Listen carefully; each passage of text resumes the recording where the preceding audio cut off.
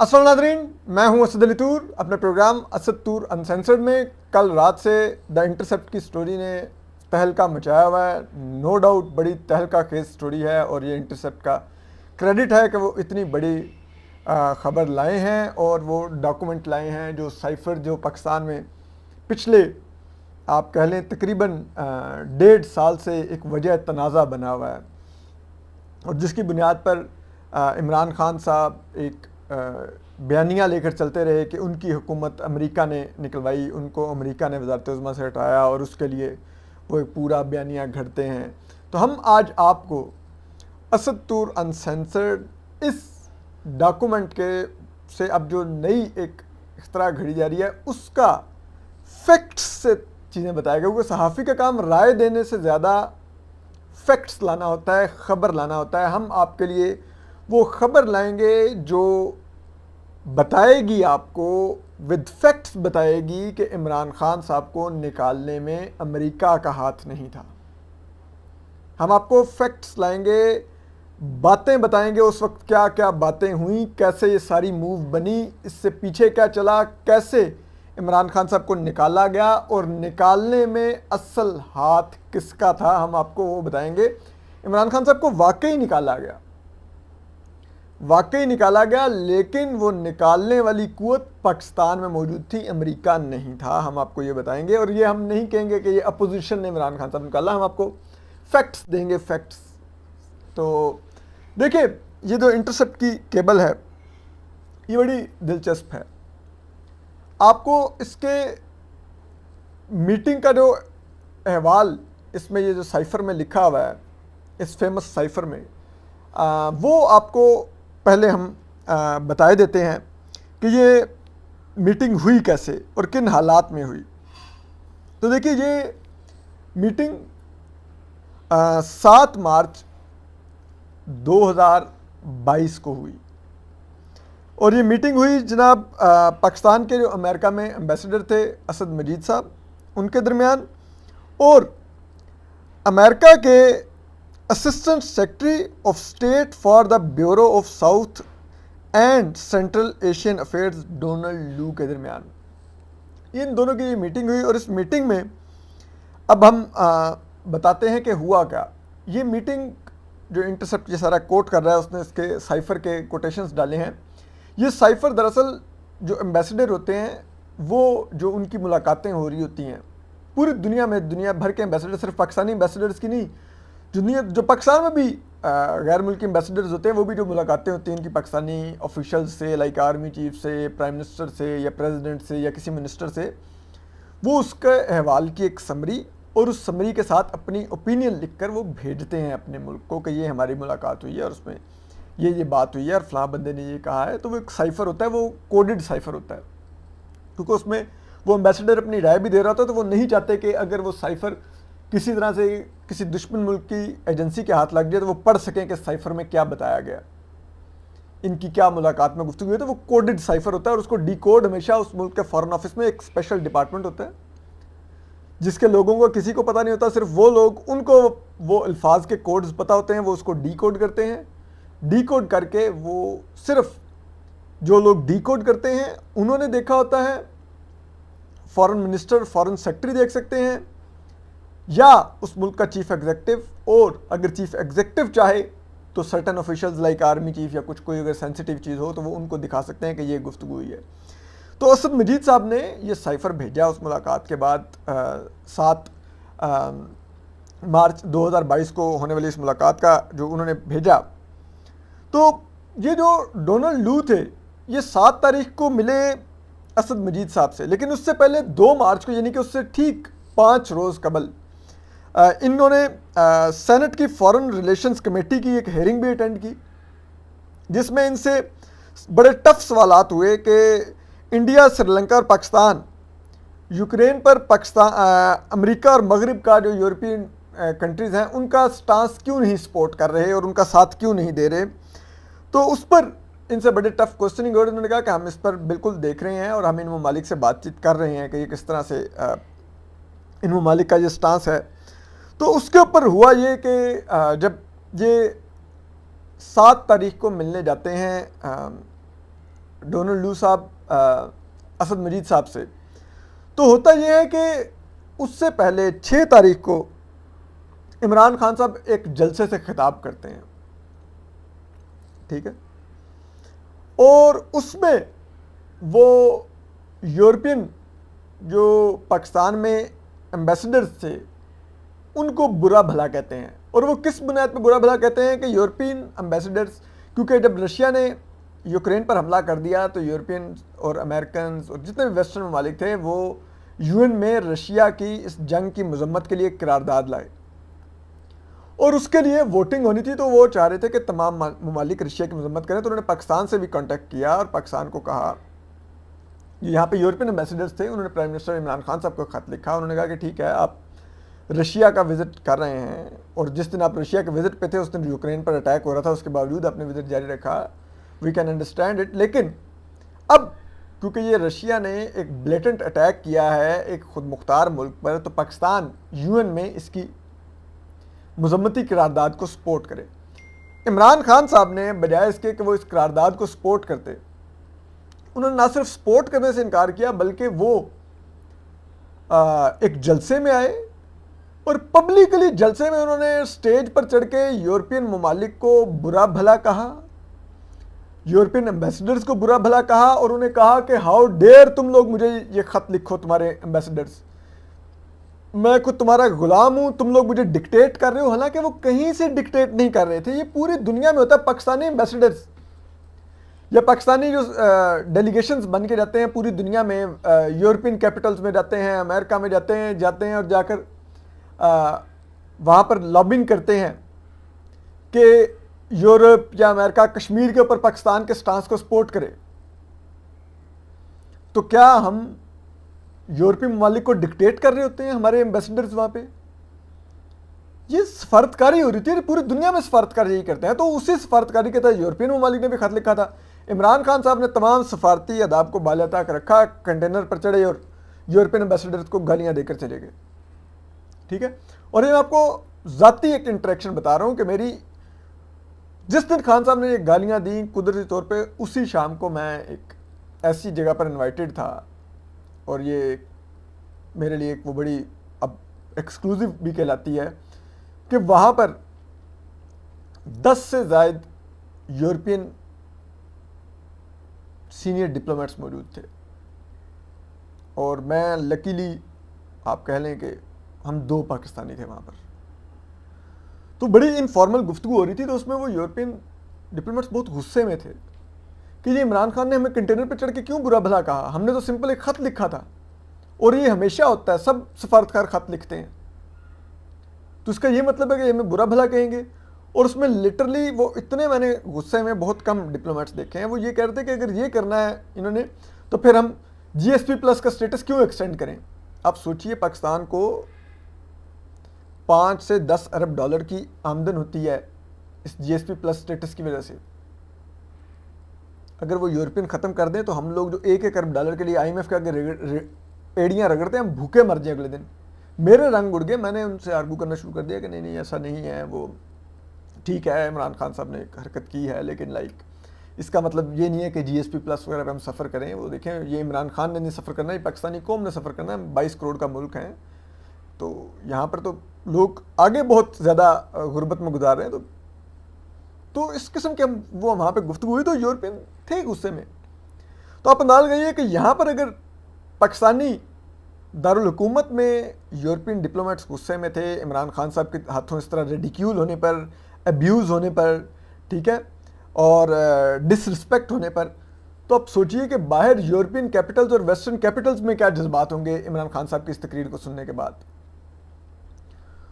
तो वो हुआ ये कि डोनाल्ड लू साहब 6 तारीख को इमरान खान साहब यूरोपियन एम्बेसडर्स को गालियाँ देते हैं। 7 तारीख को डोनाल्ड लू साहब मिलते हैं असद मजीद साहब से। वहाँ पर अब वो आपको मैंने पूरा माहौल बताया कि क्या माहौल बना हुआ है। 2 हफ्ते पहले इमरान खान साहब, रशिया ने अटैक किया है यूक्रेन पर, जिस पर पूरा मगरिब बहुत ज़्यादा हसास हुआ था कि ये अटैक जिसे कहता है ना सिर्फ यूक्रेन की सॉवरेनिटी पर हमला है बल्कि पूरी मगरिब के लिए ख़तरा है व्लादिमीर पुतिन के जो रूसी सदर हैं उनके जो अज़ाइम हैं नज़र आ रहे हैं। तो वो उस बैकग्राउंड में इमरान खान साहब, जब ये यूरोप तपा हुआ है, इमरान खान साहब रशिया पहुंच जाते हैं, व्लादिमीर पुतिन से मिलते हैं, वापस आते हैं, और उसके बाद वापस आकर बजाय इसके कि वो रशियन अटैक कंडेम करते हैं, वो उल्टा जाकर यूरोपियन एम्बेसडर्स को गालियाँ देने लग जाते हैं। उस पर मजीद मगरब में गुस्सा बढ़ता है कि एक तो ये उस हालत में मिल के आए और ऊपर से आकर उल्टा हमें अब गालियाँ भी दे रहे हैं। तो उस बैकग्राउंड में डोनाल्ड लू मिलते हैं इनसे, असद मजीद साहब से। अब वो जब असद मजीद से मिलते हैं तो वहाँ पर वो गुफ्तगू क्या करते हैं, ये भी बड़ी दिलचस्प है। अब वो उस गुफ्तगू में वो अमेरिका का जो इजहार नापसंदीदगी और गुस्सा है वो पाकिस्तान से शेयर करते हैं। ठीक है, वो कहते हैं कि people here and in Europe are quite concerned about why Pakistan is taking such an aggressively neutral position on Ukraine. If such a position is even possible, it does not seem such a neutral stand to us. यानी कि वो कहते हैं कि मगरिब में और Europe में और अमेरिका में बड़ा गुस्सा पाया जाता है, और जो पाकिस्तान कह रहा है कि जी हमने जो रशिया और यूक्रेन की जंग है उसमें हमने न्यूट्रल पोजीशन लेनी है और हमने यूएन में उस करारदाद को सपोर्ट नहीं करना। तो वो कहते हैं कि आपकी नज़र में ये न्यूट्रल पोजीशन है, लेकिन हमारी नज़र में ये न्यूट्रल पोजीशन नहीं है। हमारी नज़र में अगर आप यूक्रेन और के ऊपर होने वाले हमले पर रशिया की मजम्मत नहीं करते और सो कॉल्ड न्यूट्रलिटी शो करते हैं, तो इसका मतलब है हम ये लेंगे कि आप रशिया को सपोर्ट कर रहे हैं, आप न्यूट्रल नहीं हैं। फिर वो आगे कहते हैं कि उन्होंने, वो डोनाल्ड लू कहते हैं कि उन्होंने जो यूएस नेशनल सिक्योरिटी के काउंसिल है उससे, डोनाल्ड लू कहते हैं कि मैंने ब्रीफिंग ली है और उससे ब्रीफिंग लेने के बाद मैं इस नतीजे पर पहुंचा हूं, और यूएस नेशनल सिक्योरिटी कमेटी का ये, काउंसिल का ये कहना है कि it seems quite clear that this is the prime ministers policy. वो कहते हैं कि जो इमरान खान साहब हमें गालियाँ देते फिर रहे हैं और रशिया जा रहे हैं, सब कुछ कर रहे हैं, ये इमरान खान साहब एक पॉलिसी के तहत कर रहे हैं, ये उनकी ज़ाती पॉलिसी है। और ये ऐसा नहीं है कि आप ये कहें कि ये किसी पॉलिसी के तहत या किसी जिसे कहते हैं ना हिकमत अमली के तहत नहीं हो रहा, ये वैसे ही है, हमारा पोजीशन है।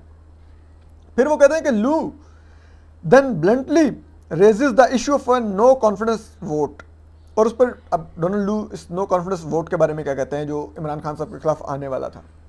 ये 7 मार्च को मीटिंग हो रही है और 8 मार्च को वो नो कॉन्फिडेंस मोशन फाइल हुआ, टेबल हुआ नेशनल असेंबली में।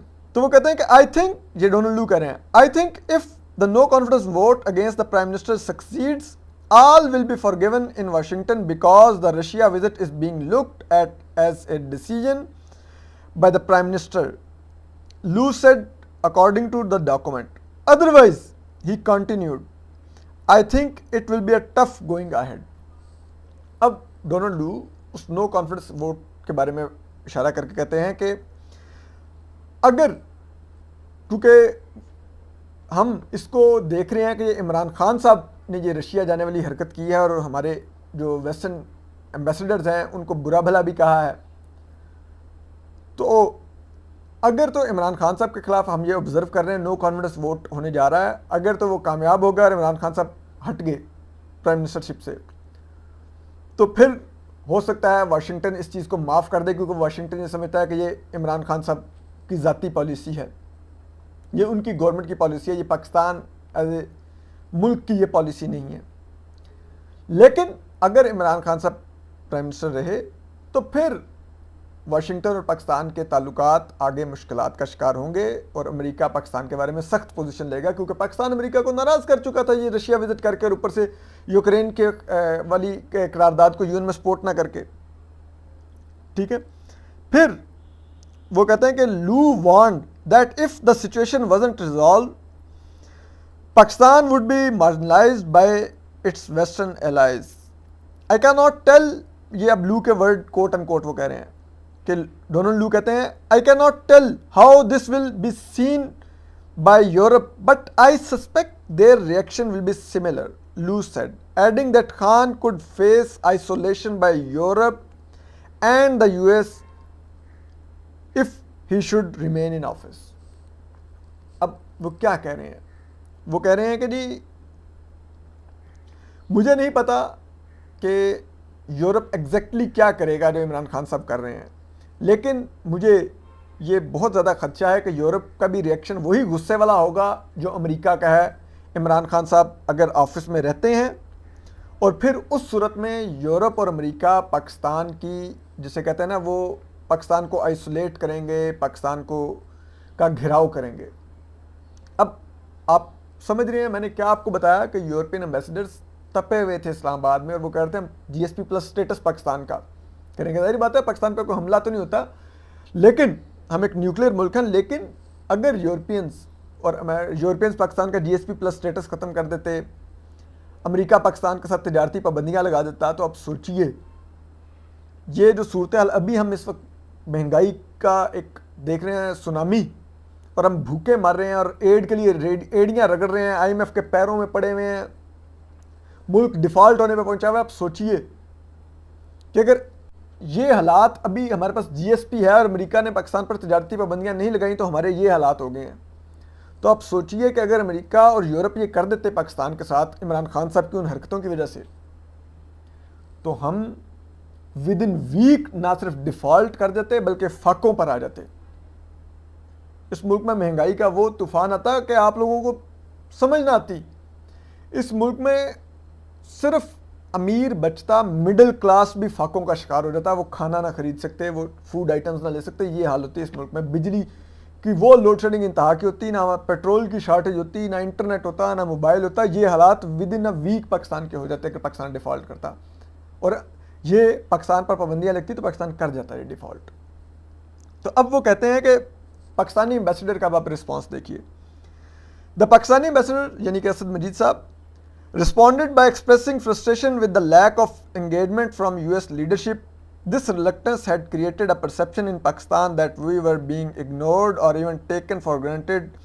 There was also a feeling that while the US expected Pakistan's support on all issues that were important to the US, it did not reciprocate. ठीक है, अब वो ये क्या हो रहा है? पाकिस्तानी एम्बेसडर उनको कह रहे हैं कि जी हम समझ सकते हैं कि अमेरिका इस वक्त फ्रस्ट्रेशन का शिकार है, ये जो इमरान खान साहब के विजिट हैं सब कुछ, लेकिन आपको ये समझना चाहिए कि जबकि बाइडेन एडमिनिस्ट्रेशन आई है वो पाकिस्तान के साथ रब्ता नहीं कर रही, कोई एंगेजमेंट नहीं कर रही, तो उस वजह से पाकिस्तान में बहुत ज़्यादा ये तासुर पाया जा रहा है कि अमेरिका और मगरब पाकिस्तान को जानकर नज़रअंदाज कर रहे हैं। और पाकिस्तान ने जितनी वॉर ऑन टेरर और दीगर जगहों पर अमेरिका के लिए जितना पाकिस्तान की खिदमात हैं, उसका पाकिस्तान को वो जिसे कहते हैं ना दूसरी तरफ से वो मिला नहीं है सिला। तो अब वो कहते हैं कि the discussion concluded according to the document with Pakistani ambassador expressing his hope that the issue of Russia Ukraine war would not impact our bilateral ties. Lou told him that the damage was real but not fatal, and with Khan gone, the relationship could go back to normal. I would argue, ये Lou quote unquote कर रहे हैं कि I would argue that it has already created a dent in relationship from our perspective, Lou said, again raising the political situation in Pakistan. Let us wait for a few days to see, ये Donald Louis कह रहे हैं, let us wait for a few days to see whether the political situation changes, which would mean that we would not have a big disagreement about this issue, and the dent would go away very quickly. Otherwise, we will have to confront this issue head on and decide how to manage it. ठीक है, Pakistani ambassador कह रहे हैं कि असद मजीद साहब कह रहे हैं कि मैं उम्मीद करता हूँ कि रशिया यूक्रेन वॉर पाकिस्तान और अमेरिका के दो तरफ़ा ताल्लुकात पर असरअंदाज नहीं होगी। तो डोनाल्ड लू जवाब में कहते हैं कि देखें, जो इमरान खान साहब ने हरकत की है उसकी वजह से नुकसान तो हो चुका है, हाँ, लेकिन वो नुकसान जानलेवा नहीं है कि यानी कि ना ताल्लुकात ही बिल्कुल ख़त्म हो जाए। वो कहते हैं कि वो इतना नुकसान नहीं है कि पाकिस्तान और अमेरिका के ताल्लुकात ख़त्म हो जाएंगे, लेकिन वो ये कहते हैं कि अभी जो पाकिस्तान में सियासी हालात चल रहे हैं अपोजिशन और हुकूमत के दरमियान, और सब कुछ। तो उसके अंदर हम अभी देख रहे हैं, इस चीज़ को ऑब्ज़र्व कर रहे हैं, हम उम्मीद करते हैं कि कोई ना कोई नतीजा निकल आएगा, और अगर वो नतीजा इमरान खान साहब के जाने की सूरत में निकलता है तो फिर हालात मुख्तलिफ होंगे। लेकिन अगर ये नतीजा नहीं निकलता कि इमरान खान साहब नहीं जाते और इमरान खान साहब बच जाते हैं इस नो कॉन्फिडेंस वोट के अंदर, तो फिर उस सूरत में अमेरिका पाकिस्तान के साथ face to face head on यानी कि सख्ती से ये मामला उठाएगा, यूक्रेन रशिया वार वाला, और उसका फिर कोई ना कोई हल निकालना होगा। वो फिर बात हम वैसे जाने नहीं देंगे कि आप यानी कि जिसे कहते हैं ना बड़े तरीके से न्यूट्रलिटी के नाम पर रशिया को सपोर्ट करते रहें। ठीक है, अब ये हैं वो हालात जिनके अंदर ये तमाम मामला तय पाते हैं। ठीक है, और 7 तारीख को डोनाल्ड लू और असद मजीद की मीटिंग होती है। 8 तारीख को opposition no confidence motion table कर देती है कौमी असम्बली के अंदर इमरान खान साहब के खिलाफ। अब ज़रा आ जाते हैं इस कॉन्टेक्स्ट पर और वो फैक्ट्स के ऊपर जो हम आपको देंगे। वो फैक्ट्स ये हैं कि इमरान खान साहब खुद अपने मुंह से उन्होंने माना, उन्होंने कहा कि मुझे 1 साल से आइडिया था, यानी कि वो कहते हैं कि मुझे मई जून 2021 से आइडिया था कि अपोजिशन मेरे खिलाफ नो कॉन्फिडेंस मोशन लाएगी और मैं उसके लिए तैयार था। और उसी लिए मैं DGISI lieutenant general Nadeem Ahmed Anjum को नहीं जाने DGISI उस वक्त के जो थे लेफ्टिनेंट जनरल फैज़ हमीद, उनकी पोस्टिंग नहीं चाहता था, क्योंकि मुझे पता था कि अगर वो चले गए तो अपोजिशन का नो कॉन्फिडेंस मोशन भी कामयाब हो जाएगा। और वो क्यों ये समझते थे उसकी वजह हम आपको एक बार पहले भी हमने बताया था, आज फिर हम उन फैक्ट्स को क्लियर करते हैं कि जब सितंबर 2020 में मियां नवाज शरीफ साहब ने पहली दफ़ा नाम लिया जनरल कमर बाजवा जो उस वक्त के आर्मी चीफ थे और उस वक्त के DGISI लेफ्टिनेंट जनरल फैज़ हमीद का, कि ये लोग मेरी हुकूमत गिराने में साजिश में मुलव्वस थे, इन्होंने मुझे निकाला है और ये लोग इमरान खान को लाए हैं और इनको हिसाब देना पड़ेगा। तो फौज में बहुत ज़्यादा प्रेशर था, फ्रस्ट्रेशन थी, इमरान खान साहब बहुत ज़्यादा गुस्से में थे। उसका नतीजा ये निकला कि फिर 3 कोर कमांडर्स की मीटिंग्स में लड़ाइयाँ हुई बाकायदा। जनरल कमर बाजवा के ज़ेर सदारत होने वाली 3 कोर कमांडर्स मीटिंग बहुत हंगामा खेज थी और गैर मामूली थी। एक कोर कमांडर मीटिंग थी जब ये 2018 के इलेक्शन से पहले मियां नवाज शरीफ और मरीम नवाज वतन वापस आए, तो फौज ने जो इलेक्शन पूरा मैनेज किया हुआ था, हिकमत अमली थी कि हम पहले प्री पोल रिगिंग करेंगे और पोलिंग डे पे हम पोलिंग आज़ादाना होने देंगे, और यूरोपियन और दीगर ऑब्जर्वर्स को हम कहेंगे कि देखें पोल डे तो बिल्कुल आज़ाद था, फ्री एंड फेयर पोलिंग हुई है, तो उसमें PMLN हार गई है, इमरान खान जीत गए हैं। लेकिन जब मियां नवाज शरीफ और मरीम नवाज आए तो एक वेव चली इनके हक में पंजाब में, तो उसने जो तमाम चीज़ें मैनेज की हुई थी उन सर्वेस को बदल दिया। PMLN अगेन PTI से बहुत आगे निकल गई।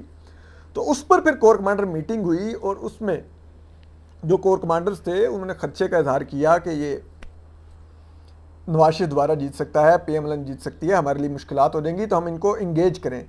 तो उसमें फिर 2 तरह की हिकमत अमली डिसाइड की गई। एक तो मियां शहबाज शरीफ साहब को दोबारा इंगेज किया गया, जिसमें शहबाज शरीफ साहब कहते हैं कि मुझसे तो कैबिनेट के नाम भी डिस्कस हो गए। दूसरी जो हिकमत अमली की गई वो ये किया गया कि जनरल फैज़ हमीद ने कोर कमांडर मीटिंग में बताया कि अब हम पोलिंग डे को भी मैनेज करेंगे, और वो पोलिंग डे इस तरह मैनेज किया गया कि पोलिंग के बाद पोलिंग एजेंट बाहर फेंक दिए गए, RTS बंद कर दिए गए और ठप्पे पे ठप्पे लगा के इमरान खान साहब के कैंडिडेट्स को जितवाया गया, और यूं फिर इमरान खान साहब इक़्तिदार में लाए गए। दूसरा जो बड़ा डिसएग्रीमेंट हुआ वो ये हुआ कि जब नवाज शरीफ साहब और ने नाम लिए जनरल कमर बाजवा और जनरल फैज़ हमीद के सितंबर 2020 में, तो फौज में बहुत फ्रस्ट्रेशन थी। उसी फ्रस्ट्रेशन में जो कैप्टन सफदर और मरीम नवाज कराची के दौरे पर थे, दिसंबर का महीना था, if I am not wrong, नवंबर का एंड था, दिसंबर था, तो वहाँ पर अटैक हो गया इनके अवारी में, इनके कमरे पर, और वो कैप्टन सफदर को उठा के ले गए। वो बाद में पता चला वो तो IG सिंध को भी उस दिन अगवा किया था ISI ने, और सब कुछ हुआ था। तो उसके ऊपर जब सिंध में तमाम पुलिस ने रिज़ाइन कर दिया, छुट्टियां अप्लाई कर दी, तो वो एक प्रेशर आया जनरल कमर बाजवा के ऊपर। तो वो कोर कमांडर मीटिंग हुई, वहाँ पर कोर कमांडर्स ने सिर्फ नंगी माँ बहन की गालियाँ नहीं दी थी जनरल फैज़ हमीद को, लेकिन शदीद तलखी हुई और उसमें उन्होंने कहा कि जनाब इसका गंदा और मला हमारे मुंह पर गया, इसने ISI कैप्टन सफदर के कमरे में घुसाई और गाली पूरी फौज को पड़ रही है कि फौज ने ये काम किया एंड दिस इज़ अनएक्सेप्टेबल। और उसके ऊपर अच्छी खासी गर्मा गर्मी हुई। जनरल फैज़ हमीद ने भी सख्त जवाब दिए इन कोर कमांडर्स को, और जनरल कमांडर बाजवा को भी अंदाज़ा हो गया कि ये क्या हो रहा है। और उसके बाद उस कोर कमांडर मीटिंग में ये डिसीजन लिया गया कि अब मामलात यूं नहीं चलेंगे, एनफ इज़ एनफ। ये इमरान खान साहब की ख्वाहिश थी। जनरल फैज़ हमीद ने बताया कि कैप्टन सफदर के और मरीम नवाज़ के कमरे पर हमला करो और उसको गिरफ्तार करो उधर से, और मरीम नवाज़ को जलील करो वहाँ पर। तो उस फरमाइश को पूरा करने के जनरल फैज़ ने कहा कि मैंने यूँ अटैक करवा दिया। तो उन्होंने कहा कि यार आप इतना बड़ा काम कर रहे थे, आपको इसकी अप्रूवल प्राइम मिनिस्टर ने तो आपको फरमाइश कर दी, आप आर्मी हाई कमांड से लेते, आपने उधर जाके बंदे घुसा दिए। तो उसके अंदर फिर डिसीजन हुआ कि अब आप इमरान खान साहब से इंस्ट्रक्शंस नहीं लेंगे और ना ही अब हम पॉलिटिक्स में यूं अब मैनेज करेंगे। एनफ, इमरान खान साहब बहुत हालात ख़राब कर रहे हैं, माशी हालात आगे बुरे हैं और ऊपर से इस तरह की हरकतें करके फ़ौज को गंदा भी करवा रहे हैं। तो उसी गो में मार्च में 2020 दिसंबर में ये कोर कमांडर मीटिंग में डिसीजन होता है। मार्च 2021 में सेनेट का इलेक्शन होता है, फ़ौज न्यूट्रल रहती है, वो इलेक्शन में इंटरवीन नहीं करती और यूसुफ रज़ा गिलानी कौमी असम्बली में PTI की मेजॉरिटी के बावजूद जीत जाते हैं। इमरान खान साहब बड़े सीखपा होते हैं, वो शोर करते हैं, वो कहते हैं मुझे कॉन्फिडेंस का वोट चाहिए। फिर दोबारा से ISI को जनरल फैज़ हमीद को कहते हैं, जनरल फैज़ हमीद राजा रियाज समेत PTI के बहुत से अरकान को अगवा करवाते हैं, इस्लामाबाद पहुंचाते हैं, इमरान खान साहब वोट ऑफ कॉन्फिडेंस दिलवाते हैं। लेकिन इमरान खान साहब बड़े खुश होते हैं, लेकिन उसी रात इमरान खान साहब की खुशी हराम हो जाती है। वो इस तरह से कि जनरल कमर बाजवा 2021 की मार्च में शाम के वक्त रात को इमरान खान साहब वोट ऑफ कॉन्फिडेंस लेके बैठे हैं।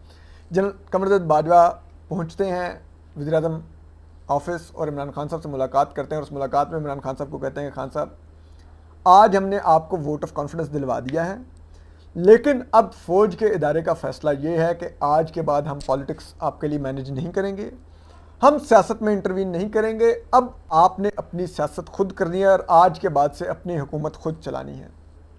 आप बराए मेहरबानी फ़ौज से मज़ीद सपोर्ट की तवक्को मत कीजिएगा। और उसके लिए अब हम लेफ्टिनेंट जनरल फैज़ हमीद को DGISI की पोजीशन से पोस्ट आउट कर रहे हैं।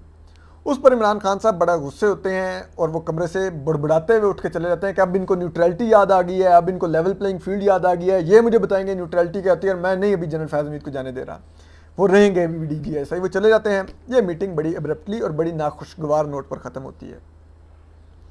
जनरल कमर बाजवा वापस आ जाते हैं, बातें मज़ीद आगे बढ़ने लग जाती हैं।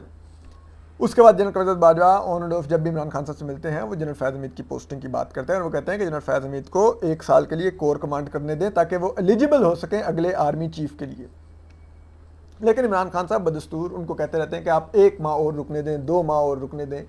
ये 1 माह 2 माह करते करते करते अक्टूबर 2021 आ जाता है। अक्टूबर 2021 में बिलाकर एक मीटिंग होती है। जनरल कमर बाजवा कहते हैं कि मैं अब इससे ज़्यादा ताख़ीर का शिकार नहीं कर सकता जनरल फैज़ हमीद की पोस्टिंग को, मुझे उनको पोस्ट आउट करना है। आप फ़ौज की जो इंटरनल पोस्टिंग और ट्रांसफ़र का सिस्टम है वो इस वजह से डैमेज हो रहा है और आपकी वजह से हो रहा है, तो अब आप मज़ीद मत इस पर इंसिस्ट करें। इमरान खान साहब एग्री करते हैं जनरल कमर बाजवा के साथ कि आप जनरल फैज़ हमीद की पोस्टिंग कर दें। ठीक है, अब देखिए फ़ौज भी ये क्यों कर रही थी। फ़ौज इस दफ़ा बड़ा टैक्टफुली इमरान खान साहब को गिरा रही थी। आगे तो मिलिट्री एस्टेब्लिशमेंट हमेशा अपोजिशन को सपोर्ट करके हुकूमतें गिराती है, लेकिन इस दफ़ा फ़ौज ने फैसला किया था क्योंकि उनको पता था कि इसको तो कोई वोट ऑफ कॉन्फिडेंस देने को तैयार नहीं होता, हमें अगवा करके इत्तेहादी लाने पड़ते हैं, MKM वालों को के लोग उठाने पड़ते हैं, PTI के अपने लोग उठाने पड़ते हैं, GDA के लोग उठा के इस्लामाबाद पहुँचाने पड़ते हैं, बाप के लोग उठा के पहुँचाने पड़ते हैं इस्लामाबाद के, जाओ जाके काफ लीग के लोगों को ला के बिठाना पड़ता है। वो जो बकोल चौधरी परवेज़ लाई के जो PTI के सदर हैं उस वक्त काफ लीग के वो रहनुमा थे, स्पीकर पंजाब असम्बली थे, वो कहते थे इमरान खान की फ़ौज नैपियाँ बदलती है। ठीक है, तो वो करना पड़ता था। उनको पता था कि हम सिर्फ इतना ही कर देना कि हम इत्तेहादियों को इमरान खान साहब को सिर्फ ये फ़ोन करके ना कहें कि आपने जाके इमरान खान को सपोर्ट करना है, तो वो इमरान खान को सपोर्ट करना छोड़ देंगे अगर उनको हमारा फ़ोन नहीं जाएगा। तो हमें उनको ये फ़ोन करने की ज़रूरत ही नहीं है कि आपने इमरान खान को नहीं सपोर्ट करना, हमें सिर्फ उनको फ़ोन ही नहीं करना। जब फ़ोन नहीं करेंगे तो वो ऑटोमेटिकली उनको आइडिया हो जाएगा कि अब फौज इमरान खान के पीछे से हट गई है, तो वो आ गई हमारे प्रेशर में, हमारी धमकियों में इमरान खान को सपोर्ट कर रहे हैं, वो छोड़ के भाग देंगे इमरान खान को फ़ौरन। तो फौज अब टैक्टफुली अपने आप को इमरान खान से डिस्टेंस पर करके इमरान खान साहब को गिरा रही थी। अब वो अक्टूबर में अक्टूबर के फर्स्ट वीक में ये मुलाकात होती है और उसमें इमरान खान साहब इन द एंड एग्री कर जाते हैं जनरल कमर बाजवा के आगे कि ठीक है आप जनरल फैज़ हमीद को पोस्ट आउट कर लें। जनरल कमर बाजवा वापस जाते हैं, नोटिफिकेशन वो अनाउंसमेंट ISPR से तैयार करवाते हैं जिसमें वो ऐलान करते हैं कि जनरल फैज़ हमीद की पोस्टिंग फ़लाँ जनरल की पोस्टिंग, फ़लाँ जनरल की पोस्टिंग। वो जब पोस्टिंग हो जाती है तो इमरान खान साहब नोटिफिकेशन रोक के बैठ जाते हैं, वो जनरल फैज़ हमीद को पोस्ट आउट ही नहीं होने देते क्योंकि नोटिफिकेशन तो प्राइम मिनिस्टर ऑफिस से होना था। अब जब ये होता है तो जनरल कमर बाजवा भी को बड़ा धचका लगता है, तो वो आज़म खान को फ़ोन करते हैं जो प्रिंसिपल सेक्रेटरी थे प्राइम मिनिस्टर को, उनको कहते हैं कि यार अगर इमरान ने ये करना है तो मैं रिज़ाइन कर रहा हूँ आर्मी चीफ से। अब वो उस पर फिर एक शोर मचता है, फिर असद उमर वगैरह, फवाद चौधरी वगैरह, आज़म खान वगैरह ये एक्टिव होते हैं, परवेज़ खटक वगैरह जाके जनरल कमर बाजवा को मनाते हैं कि आप रिज़ाइन मत करें, और हम इमरान खान को मनाते हैं कि आप पोस्टिंग होने दें जनरल फैज़ हमीद की। बड़ा वक्त चलता है, इमरान खान साहब इंदा जिद करके ये कहते हैं कि ठीक है जनरल नदीम अहमद अंजुम आ जाएँ DGISI, लेकिन इमरान ये फैज़ हमीद 20 नवंबर तक रहेगा DGISI। वो खैर फ़ौज कड़वा घूंट पी के मान जाती है, वो 20 नवंबर को ये पोस्टिंग होती है। जनरल नदीम अहमद अंजुम आते हैं, उनको पता होता है, उनका मैंडेट ये होता है कि हमने अब सियासत में नहीं इंटरफेयर करना, और ये उसका इज़हार वो इमरान खान साहब से मीटिंग में भी देख चुके होते हैं कि इमरान खान साहब कितना अपोजिशन से ऑब्सेस्ड हैं। कि इमरान खान साहब ने उनसे पूछा होता है कि पाकिस्तान का सबसे बड़ा मसला क्या है, तो जनरल नदीम अहमद अंजुम कहते हैं कि मईशत। इमरान खान कहते हैं नहीं, अपोजिशन सबसे बड़ा मसला है। तो उनको भी इमरान खान साहब की टेंडेंसीज का अंदाज़ा होता है। तो अब इन हालात में यूँ ही जनरल नदीम अहमद अंजुम आते हैं, फर्स्ट वीक में वो 2 बड़े पॉलिटिशियन से मुलाकात करते हैं, एक साबिक सदर आसिफ जरदारी और दूसरे अपोजिशन लीडर शहबाज शरीफ, और इनसे वो अलहदा 1-on-1 मुलाकात करते हैं। और इसमें इन दोनों को वो एक बात बहुत क्लियरली कहते हैं कि जनरल फैज़ हमीद जो करते रहे, उनके दौर में फ़ौज जो करती रही, लेकिन अब हमारी पॉलिसी ये है कि फ़ौज न्यूट्रल होगी। आज से 2 साल बाद इलेक्शन होने हैं, इन 2 साल में हम चाहेंगे कि मुल्क में लेवल प्लेइंग फील्ड आए अपोजिशन और इस हुकूमत के दरमियान, और अगला इलेक्शन फेयर हो, और उसके लिए हम लेवल प्लेइंग फील्ड आप सबको देंगे, और लेवल प्लेइंग फील्ड इस तरह होगी कि हम बिल्कुल इंटरफेयर नहीं करेंगे सियासत में। अब तब वो यहाँ से निकलते हैं जनरल नदीम अहमद अंजुम से मिलके, लेफ्टिनेंट नदीम अहमद अंजुम से मिलके आसिफ जरदारी साहब, तो वो आसिफ जरदारी साहब तो निकलते हैं क्योंकि वो बहुत ही तेज़ पॉलिटिशियन है। ही रियलाइज्ड कि यार अगर फौज ने इंटरवीन नहीं करना और ये, तो फिर हमारे लिए मैसेज है कि आप अब इमरान खान के साथ जो करना है कर लो, उसको खाना है खा जो। तो वो कहते हैं कि यार ये तो गेम बन गई, हमने तो सेनेट में यूसुफ रज़ा गिलानी को जितवा लिया था कौमी असम्बली से, तो हम इसका मतलब है नो कॉन्फिडेंस मोशन करेंगे तो हम वो भी गिरा सकते हैं, क्योंकि हमने ट्रेलर तो देख लिया है सेनेट इलेक्शन में। वो शहबाज शरीफ साहब को मुलाकात की दावत देते हैं दिसंबर में। शहबाज शरीफ साहब और 2021 में मुलाकात होती है शहबाज शरीफ साहब और आसिफ जरदारी साहब की। आसिफ जरदारी साहब शहबाज शरीफ साहब को कहते हैं कि आई नो कॉन्फिडेंस लाते हैं, हम नवाज शरीफ को मनाएं। शहबाज शरीफ साहब कुछ टाइम लेते हैं नवाज शरीफ साहब को मनाने में, और उसके बाद मिड जनवरी में बिलावल भुट्टो साहब एक प्रेस कॉन्फ्रेंस में कहते हैं कि अब अपोजिशन के पास इमरान खान साहब को हटाने के लिए नो कॉन्फिडेंस के अलावा कोई ऑप्शन नहीं है। फिर आप दीजिए अखबारात जाके पढ़िए, 5 फरवरी 2022 को ट्रिब्यून रिपोर्ट कर रहा है कि PML and PPP agree on no trust move against PM Imran. ठीक है, 5 फरवरी 2022 को ये बात हो रही है। डोनाल्ड लू कब मिल रहे हैं असद मजीद से, और ये जिसका वो साइफर आता है 7 मार्च को, यानी कि उससे 1 माह पहले ये बिलावल भुट्टो और शहबाज शरीफ साहब और आसिफ जरदारी साहब की मुलाकात में इत्तफाक हो जाता है कि नो कॉन्फिडेंस मोशन लानी है। इसमें मरीम नवाज और हमजा शहबाज भी शरीक थे। ठीक है, तो अमेरिकी साजिश कैसे आई? फिर अब देखिए, शहबाज शरीफ साहब पीडीएम का इजलास बुलाते हैं। क्यों? क्योंकि पीपल्स पार्टी पीडीएम का हिस्सा नहीं होती और पीएमएलएन पीडीएम का हिस्सा होती है। तो पीडीएम के इजलास में मौलाना फजल रहमान और ये सब लोग मिलके तमाम जमातें डिसाइड करते हैं कि इमरान खान साहब के खिलाफ नो कॉन्फिडेंस मूव लानी है। और 11 फरवरी को ये बाकायदा प्रेस में आके ऐलान करते हैं कि हम इमरान खान साहब के खिलाफ नो कॉन्फिडेंस मोशन टेबल करने जा रहे हैं। किस तारीख को? 11 फरवरी 2022 को। डोनाल्ड लू कब मिलते हैं? 7 मार्च को, यानी कि 1 माह पहले बाकायदा ऐलान हो चुका है। ठीक है, 11 फरवरी को नो कॉन्फिडेंस का ऐलान हो चुका है। 24 फरवरी को इमरान खान साहब रशिया के दौरे पर पहुंचते हैं और पुतिन से मुलाकात करते हैं। और उसी दौरान पुतिन अटैक कर चुके हैं यूक्रेन को, जिस पे पूरा यूरोप तपा हुआ है, पूरा अमेरिका मगरिब तमाम तपे हुए हैं कि हमने अब रशिया को आइसोलेट करना है। और ऐसे में जबकि वो रशिया को आइसोलेट कर रहे हैं, इमरान खान साहब यूक्रेन पहुंच जाते हैं। तो आप ऑप्टिक्स चेक करेंगे कितने बुरे थे पाकिस्तान के लिए और पूरी दुनिया के लिए। और इन हालात में 24 फरवरी को इमरान खान साहब पहुंचते हैं। ठीक है, जबकि इमरान खान साहब के रशिया विजिट से भी 2 हफ्ते पहले ये ऐलान हो चुका है 11 फरवरी को अपोजिशन की जानिब से कि वो नो कॉन्फिडेंस मोशन ला रहे हैं इमरान खान साहब के खिलाफ। तो अब या तो होता ना कि रशिया का इमरान खान साहब ने विजिट कर लिया तो अमेरिका और मगरिब तप गए, तो उसके बाद अपोजिशन नो कॉन्फिडेंस मोशन लाती, तो फिर भी आप कहते हैं कि शायद अपोजिशन मगरिब और अमेरिका के साथ अलाइन थी। अपोजिशन तो पहले से प्लान कर रही थी। इमरान खान साहब का विजिट बाद में हुआ जिसने मगरिब और अमेरिका को इश्तियाल दिलाया। और फिर उसके बाद वो नो कॉन्फिडेंस मोशन 8 मार्च को टेबल हो जाती है। फिर इन एंड इमरान खान साहब 27 मार्च को पहली दफ़ा ये थैले से निकालते हैं केबल साइफर और कहते हैं कि जी देखो ये अमेरिका ने मुझे क्या हटाने के लिए धमकी दी है। ठीक है, हालांकि वो 7 मार्च को आए हुए इस साइफर को पहले उन्होंने क्यों नहीं बोला? 1 माह वो दबा के बैठे रहे।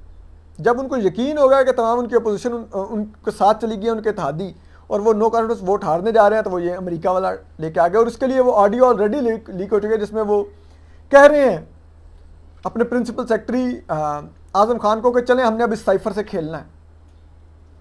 ठीक है, फिर आप एक और चीज़ देखिए कि ये नो कॉन्फिडेंस टेबल होती है, सब कुछ होता है, खान साहब इसमें हटाए जाते हैं। अब इसमें मामला सिर्फ इतना है, जो इमरान खान साहब असल सच नहीं बोल रहे थे, वो यही था कि उनको घर भेजने का फैसला फौज का था, वो अमेरिका का नहीं था। अमेरिका ने अगर इमरान खान साहब को हटाना था तो उसके लिए उनको एक अपने असिस्टेंट सेक्रेटरी के जरिए पाकिस्तानी एम्बेसडर से मुलाकात करके नहीं फौज को पैगाम देना था या अपोजिशन को पैगाम देना था कि आप इमरान खान को हटाएं। ये अभी जुलाई में ये 26 तारीख को अमेरिकी सेंटकॉम के चीफ जनरल माइकल कुरेला आए हुए थे जनरल आसिम मुनीर से मिलने के लिए। America CIA chief, American CENTCOM chief, अमेरिकी जनरल्स को डायरेक्ट एक्सेस होती है पाकिस्तान के आर्मी चीफ तक। उसके लिए उनको पाकिस्तानी फॉरेन ऑफिस का, पाकिस्तानी एम्बेसडर का चैनल यूज़ करने की ज़रूरत नहीं थी। और उस एम्बेसडर का चैनल वो यूज़ करते जिस एम्बेसडर ने रिपोर्ट करना था शाह महमूद कुरैशी को, जो कि इमरान खान को जाकर बताते हैं कि अमेरिका साजिश कर रहा है, कि अमेरिका इतना नाइव है कि अगर साजिश करने जा रहा था, उनको तो सिंपल जरूरत ये थी कि वो CIA चीफ या सेंटकॉम चीफ को GHQ के दौरे पर भेजते और वो जाके वहाँ पे जनरल कमर बाजवा को साइड पर जाके कहते कि इमरान खान को निकालो, तो काम हो जाता। उनको ये ज़रूरत ही नहीं थी। जनरल कमर बाजवा की बहुत से डिप्लोमेट से ज़ाती अच्छे मरासिम थे। जो ब्रिटिश जो पिछले एम्बेसडर थे क्रिस्टियन टर्नर, उनसे जनरल कमर बाजवा के बहुत अच्छे ताल्लुकात थे। जो पिछली कैनेडियन एम्बेसडर थी वेंडीज, I am forgetting her name, उनके साथ जनरल कमर बाजवा के बहुत अच्छे ताल्लुकात थे। और यूरोपियन बहुत से डिप्लोमेट से जनरल कमर बाजवा के बहुत अच्छे ताल्लुकात थे। और उसकी वजह ये थी कि क्योंकि जारी बात है, अगस्त में जब 2021 के अगस्त में जब ये टेक ओवर किया तालिबान ने अफ़गानिस्तान, तो तब भी इमरान खान साहब ने फरमा दिया कि तालिबान ने गुलामी की जंजीरें तोड़ दी। ठीक है, तो उस पर बहुत ज़्यादा मगरबी ममालिक गुस्से में आए थे। तो इमरान खान साहब तो इस किस्म की इश्तियाल अंगेजियाँ करते थे मगरबी ममालिक के साथ। तो वो कोई इस सबको जो पूरा मगरब था वो इमरान खान साहब की पॉलिसी के तौर पर देखता था, इसलिए इमरान खान साहब को नापसंद करता था। और ये पाकिस्तान से पहली दफ़ा नहीं हुआ कि इस किस्म की डिप्लोमेटिक केबल आई हो। इस किस्म की अमूमन अब फॉरेन ऑफिस वाले जो जितने भी रिटायर्ड डिप्लोमेट्स उनसे पूछेगा, वो कहेंगे इस किस्म की आपको दर्जनों नहीं सैकड़ों केबल्स पाकिस्तानी सफ़ीरों के साइफर मिल जाएंगे जो उन्होंने यूरोपियन ममालिक या अमेरिका या ऑस्ट्रेलिया या दीगर ममालिक से पाकिस्तान को लिखे होंगे अपने फॉरेन ऑफिस को कि यार हमारी मुलाकात हुई है फ़लाँ मिनिस्टर से या फ़लाँ प्राइम मिनिस्टर से और वो पाकिस्तान के बारे में ये कह रहा था, या पाकिस्तानी प्राइम मिनिस्टर के बारे में ये कह रहा था, या पाकिस्तान आर्मी के बारे में ये कह रहा था। तो वो एक रूटीन होती है, जब इनफॉर्मल मीटिंग्स होती हैं, प्राइवेट सीटिंग्स होती हैं, तो ये जो डिप्लोमेट्स होते हैं या ये जो मिनिस्टर्स होते हैं, ये पब्लिक में अपना इजहार नापसंदीदगी उस तरह से नहीं करते, लेकिन प्राइवेट उसमें बहुत खुल के बात करते हैं। तो ये जो खुल के बात करना था, ये इमरान खान साहब को हटाने की साजिश नहीं थी। मैंने आपको कहा है, हटाने के लिए उनको असद मजीद से बात करने की जरूरत नहीं थी, और वो भी डोनाल्ड लू के जरिए जो एक असिस्टेंट सेक्रेटरी था। ये बहुत बड़े लेवल पर बात होती है। ये सेंटकॉम चीफ आके जनरल कमर बाजवा को कह के जाता है, ये सीए चीफ आके जनरल कमर बाजवा को कह के जाता है। इसके लिए असद मजीद को क्यों यूज करते हैं जिसको इन्होंने ये रंग दे दिया। So you need to understand, Imran Khan Sahab America के हाथों नहीं निकालेंगे। अमेरिका ने नहीं उनको निकलवाया, अमेरिका उनसे नाखुश था, यूरोप उनसे नाखुश था, लेकिन वो निकलवा रहे नहीं थे इमरान खान साहब को। सिर्फ वो ये कह रहे थे कि हाँ अभी क्योंकि एकदम से एक नो कॉन्फिडेंस मोशन आ गया है फौरी तौर पे रशिया यूक्रेन वार के बाद, और इमरान खान साहब रशिया यूक्रेन वार के ऊपर यूरोप और अमेरिका को इश्तियाल दिला रहे हैं, तो हम पाकिस्तान के खिलाफ एक्शन लेने का फैसला, इस नो कॉन्फिडेंस का फैसला हो जाए तो उसके बाद करेंगे। कि अगर तो इमरान खान साहब हट गए तो जाहिर बात है हमें इश्तियाल इमरान खान दिलवा रहे हैं, तो इमरान खान अगर हट जाएंगे तो हम वो एक्शन नहीं लेंगे। लेकिन अगर इमरान खान साहब कंटिन्यू करते हैं, बच जाते हैं इस नो कॉन्फिडेंस मोशन में, तो फिर जाहिर बात है इमरान खान साहब हमें बहुत पुराना इश्तियाल दिला रहे हैं। कभी वो कहते हैं अफगानों ने गुलामी की जंजीरें तोड़ दी, कभी वो कहते हैं कि ये यूरोपियंस ने मुझे ख़त क्यों लिखा, हम कोई गुलाम हैं और मैंने अमेरिका को एब्सोल्युटली नॉट कर दिया हुआ, हालांकि हमने कभी पाकिस्तान से अड्डे मांगे ही नहीं थे ड्रोन्स के लिए। तो फिर हम अब वक्त आ गया कि अब इनफ इज़ इनफ है, तो अब फिर हम इमरान खान साहब को सबक सिखाएंगे। और इमरान खान साहब को जाहिर बात है सबक सिखाने का मतलब ये था कि पाकिस्तान को सबक सिखाया जाता है, GSP+ ख़त्म हो जाता है, ट्रेड सेंक्शंस लग जाती हैं, हम वैसे ही डिफ़ॉल्ट होकर भूखे मर जाते।